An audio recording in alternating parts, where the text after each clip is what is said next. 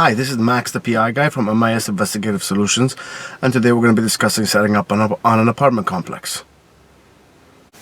The first thing you want to do before you even go out to your case is do a Google recon, if you will. Basically, you Google the address, you check out what the house kind of looks like, what the apartment looks like, and look at the layout of the area.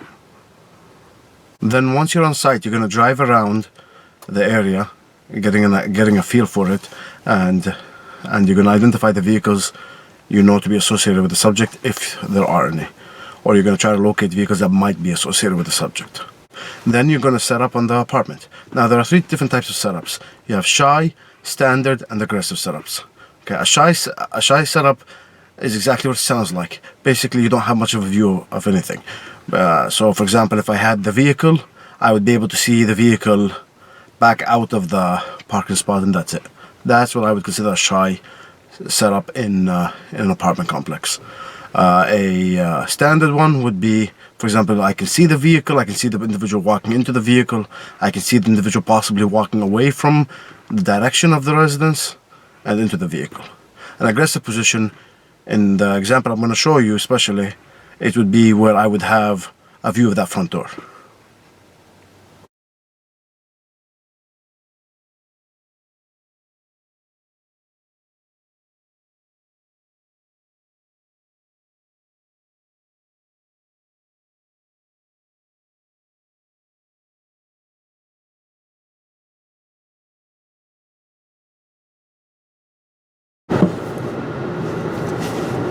I've got two scenarios. In scenario one, all I'm given is a date of birth and a gender and an apartment number.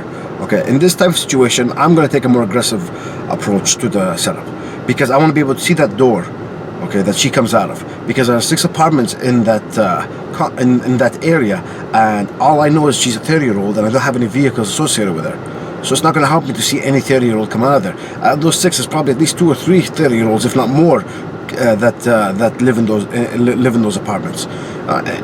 So I mean, it just makes more sense to be able to see that door.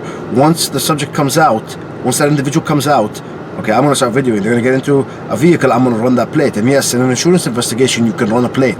You have a permissible purpose, which is covered under the DPPA, which is governed by federal and state law. Contrary to common belief, PIs cannot just run any license plate. Okay, if they just do it willy-nilly, it's illegal. Okay, they have to have a permissible purpose. It's to protect people. Okay, so but in this case, an insurance investigation would be a permissible purpose. So anyway, she walks to the vehicle. She leaves now.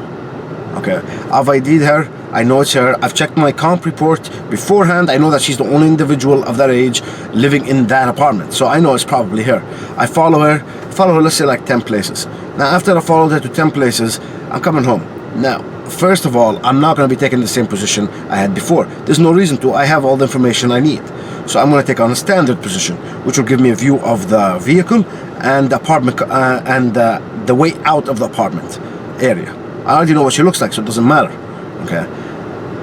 In addition, okay, there's something that a lot of new investigators get burned on a lot because they feel that they have to follow the subject back to the house, like right behind them or a couple of cars behind them. You don't have to do that. You gotta judge it based on the situation. If there's nothing impactful about the video of her going back into her house, then you can circle the block and come back as long as you're sure that she's going home. Okay. If you just stayed right behind her or even 2 cars behind her after following her that long, you are more likely to get burned. Getting burned is when you're compromised. Basically, you can no longer follow as a PI because she's been made aware of your presence. That's basically it. Now, scenario 2. Okay, I've been given all this information. I have everything. Off the bat, I'm going to take a standard position. Okay, I don't need to see the door. There's no reason. I'm just going to wait. I might have to work this file for a day, weeks, whatever it is. I'm going to play it safe in that case because nothing at that door is going to make much of a difference. Okay, I mean, especially on the first day. There's no reason to do that. If you have vehicles associated and you've got all that kind of stuff, there is absolutely no reason to do that. So I would take a standard position in that case. In an apartment complex like I've shown you here, I would not take a shy position. I can't think of any situation where I would. Now there might be one, but I just can't think of it. So yeah, that's pretty much it.